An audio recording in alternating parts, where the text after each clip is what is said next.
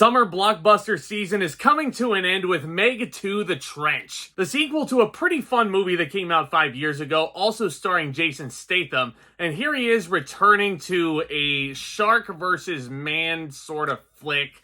Like, where haven't we seen this before? Sharks are like the most popular predator to use in these types of movies, and unless your name is Jaws, like, they usually don't pan out the best. Okay, so Jonas is leading a research team on an exploratory dive into the deepest depths of the ocean. Their voyage spirals into chaos when a malevolent mining operation threatens their mission and forces them into a high-stakes battle for ultimate survival, all while being pitted against colossal prehistoric sharks and relentless environmental plunderers. So this team must outrun, outsmart, and outswim their merciless predators. Gosh, we're making it sound like Survivor when we put it that way. Outwit, outplay, and outlast all the other blokes on this fun island. Sounds like Survivor to me. I honestly kind of wish I was watching Survivor in comparison. Now, look, guys, as this is coming from someone who enjoyed the first Meg movie, I went into that one 5 years ago completely just like, I was not expecting a fun time. But lo and behold, yeah, it was cheesy, and you had Jason Statham in there, and it was honestly, like, it's not a movie I would rewatch over and over again,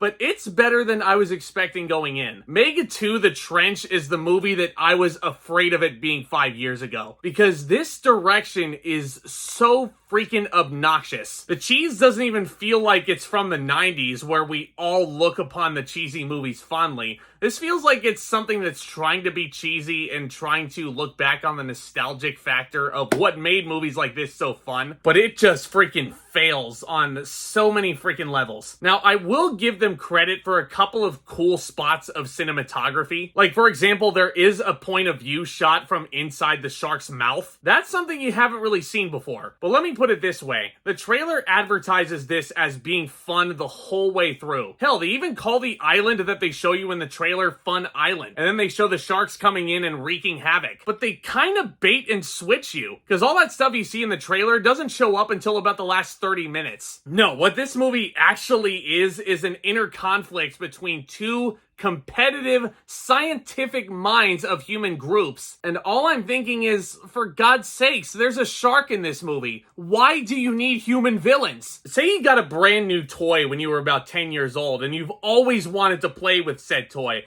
but then after about 3 weeks or so, you're like, no, I'm kind of bored with this. And then you just put it off to the side. It collects dust until you sell it at a yard sale. That's what this script does with a lot of these characters.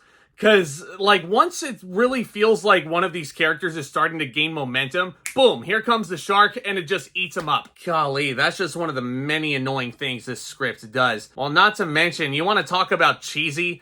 This dialogue, man, like, oh, I don't know if I've ever heard worse dialogue. Because there are scenes that you could literally show the viewer and they would know what's going on, but they have to tell the viewer what's going on, even though we're looking right at it. It's almost like this script was insulting our intelligence a little. Like, when our heroes first encounter the trench and they're exploring down there for God knows what reason, I don't really think the script even clarifies what they were doing. But in super fonts, once they exit this freaking, oh my God, once they exit their little submarine ship thingamajig, they're walking down there and it says, "The trench, 25,000 feet elevation down below." And I'm like, I'm looking at the trench. You don't need to tell me that that's the trench. I'm looking right at it. Golly, I don't know why I'm getting so upset about this, guys.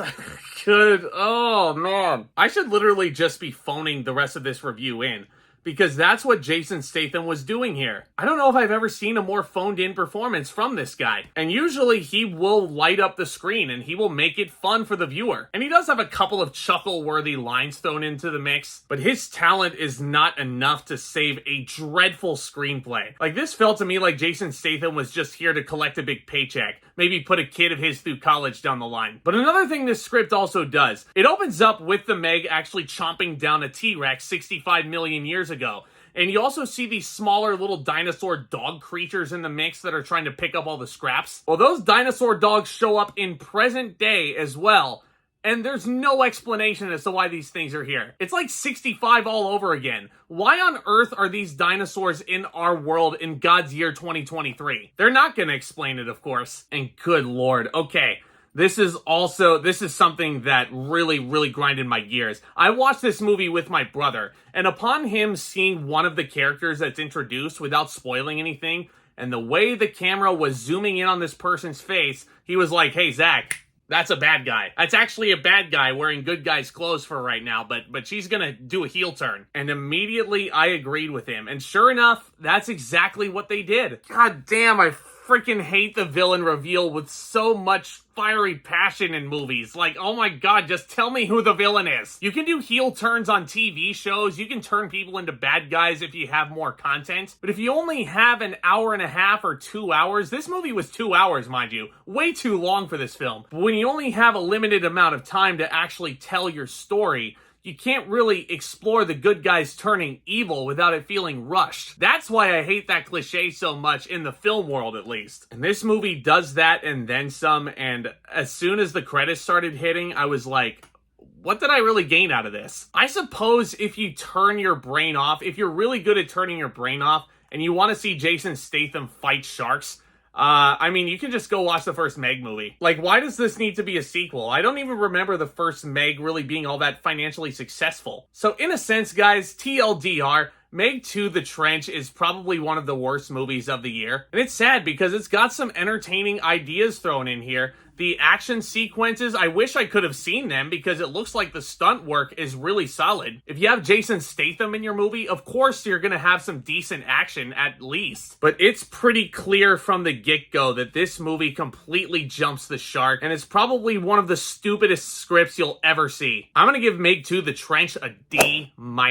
Golly, this was a tough one to sit through, guys. Let me know if you thought this movie was any good down in the comments section below. That's what's fun about film discussion, guys. We can all have differing opinions, and, you know, there's no correct answer, really. And I love discussing all things movies and entertainment over here on the regular. Please do consider subscribing and tap on that like button as well, especially if you're new to the channel, because this only helps continue to grow this awesome community of film lovers everywhere. Stay tuned for more videos very soon as we chug along through a pretty uneventful month of August. I mean, you have Blue Beetle coming out, but I'll be sure as hell ready to talk about them with you guys and let you know what I think. But guys, y'all are the best. Stay tuned for more videos very soon. Keep your eyes peeled for my 2023 Blu-ray collection, which I cannot wait to do for you guys. So with all that being said, back talk, commence.